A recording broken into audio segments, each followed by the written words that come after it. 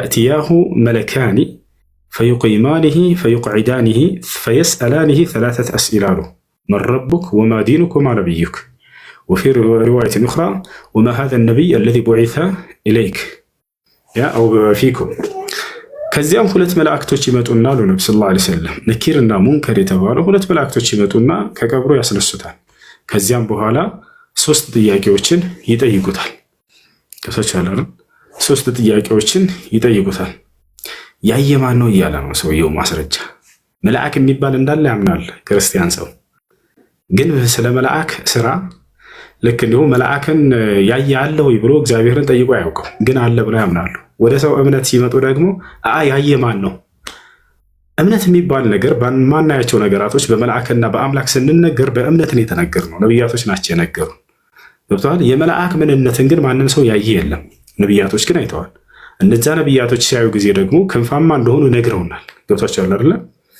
ያ ክንፋቸው ግን የዶሮ ነው፣ የእንትን ነው፣ የወፍ ነው፣ የላባ ነው አልነገሩትም። እርሱን የትኛው መጽሐፍ ቅዱስም ላይ የለም። ወፍ መልአክ አለ ተብሎ ብቻ ነው የተገለጸው። ለማንኛውም አዳምጡ። ከዚያ እነዚህ መላእክቶች ያስነሱትና ሶስት ጥያቄዎችን ይጠይቁታል። ገብቷቸዋል። ሶስት ጥያቄዎችን ይጠይቁታል። የመጀመሪያው ጥያቄ ማንኛውም አማኝም ሆነ ከሃዲ የሚጠየቀው መረቡክ ተብሎ ይጠየቃል። ማን ነው ጌታ ተብሎ ይጠየቃል። ሙስሊም ከሆነ ጌታውን አላህን ያመነና ያመለከ ከሆነ በምድር ላይ ይህን ጥያቄ ይመልሳል አሉ ነብዩ ሰለላሁ ዐለይሂ ወሰለም። አላህም በቁርአን ላይ በዚያ ላይ መልሱን እንደሚያገኙትና እንደሚያስመልሳቸው ተናግሯል። በዚያ ላይ ጽናትን እንደሚሰጣቸው በቀብር ላይ በቁርአን ላይ ተናግሯል። يثبت الله الذين آمنوا بالقول الثابت አለ። እነዚያን በምድር ላይ ያመኑትን በቀብር ላይ በሚጠየቁ ጊዜ ጽናትን እለግሳቸዋለሁ፣ ያጸናቸዋለሁ፣ እንዲመልሱ አድርጋቸዋለሁ ብሏል። ገብቷቸዋል። የመጀመሪያው ምንድነው? መረቡክ ጌታ ማን ነው ተብሎ ይጠየቃል። ሙስሊም ከሆነ ምን ብሎ ይመልሳል? ረቢ አላህ ጌታ አላህ ነው ብሎ ይመልሳል። አላህን ያላመነ ሰው ይህን ጥያቄ ብሎ ይመልሳል። አላህን የካደ ሰው የዛኔ በምድር ላይ ማን ነው በቀብር ላይ ይሄን ጥያቄ በሚጠየቅ ጊዜ አላህ ነው አምላኬ ብሎ እንዳይመልስ አላህን አላመነበትም።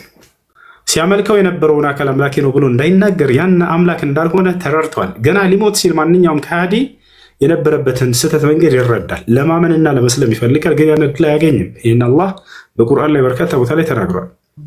ሩበማ የወዱ ለዚነ ከፈሩ ለው ካኑ ሙስሊሚን እንዳለ አንድ ሜት አድርጌ ልጨርስ።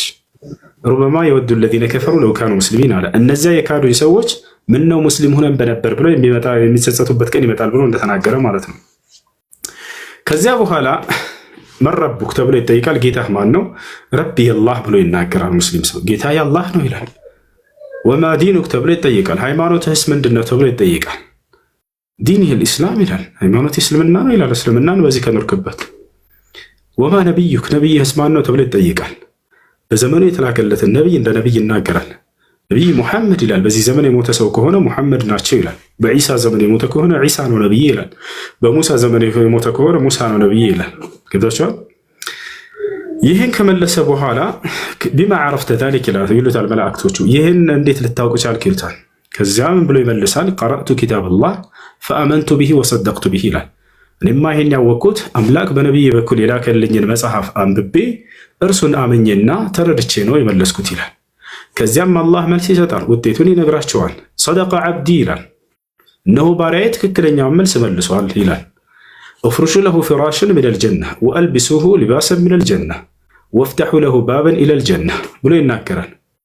እነሆ ባሪያዬ ትክክለኛውን መልስ መልሷልና የገነትን ምንጣፍ አንጥፉለት፣ ልክ እንዲሁ ደግሞ የገነትን ልብስ አልብሱት፣ የገነትን በር ክፈቱለትና ከቀብር ህይወት በኋላ ትንሣኤ ሲደረግለት ቀጥታ ገነት የሚገባበትን ዓለም እያየ ይኑር ይላል።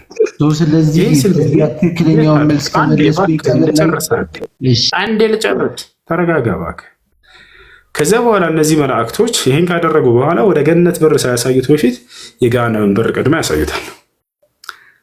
ሲያይ ጊዜ ምን ይሉታል? ለው ከፈርተ ቢላሂ ለካነ ሀዛ መካኑክ ይሉታል። አላህን ክደህ በነበር ቀጣይ ያንተ ዓለም ይሄ ነበር የሚሆነው ብለው ገሃነምን ያሳዩታል። በጣም ይደነግጣል።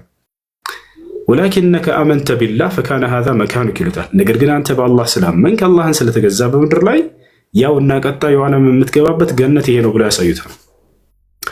ወዲያው ምን ይላል? ያ ረቢ አቂም ሰዓ ይላል። ጌታዬ ሆይ አሁኑ ትንሣኤን አድርግ እያለ ይናገራል። ምክንያቱም ቀጣይ የሚሄድበት ደግሞ ከዚህ አማረና የተዋበ ዓለም ነውና። ይህ የአማኝ ሁኔታ ነው። በቀብር ውስጥ ከሃዲ ሰው እስከሆነ አላህን ያላመለከና አላህን የካደ ሰው እስከሆነ ከተባለ አሁን የሱ ሊመጣ ነው።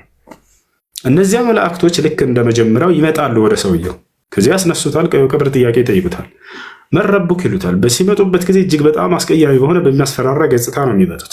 መልአክ ወደ ፈለጉት ነገር የመቀየርን አቅም ተሰጥተዋል። ገብቷቸዋል። በጣም በሚያስፈራራ ገጽታ ይመጡበትና ያስነሱታል፣ ይጠይቁታል፣ መረቡክ ይሉታል፣ ጌታ ማን ነው ይሉታል። አላህን ስላልተገዛ ሰው በምድር ላይ አላህን ስለማያውቅ አላህን ብሎ ሊመልስ አይችልም። ያንን ሲያመልከው የነበረው ነገር እኮ አቋርጦ ባላ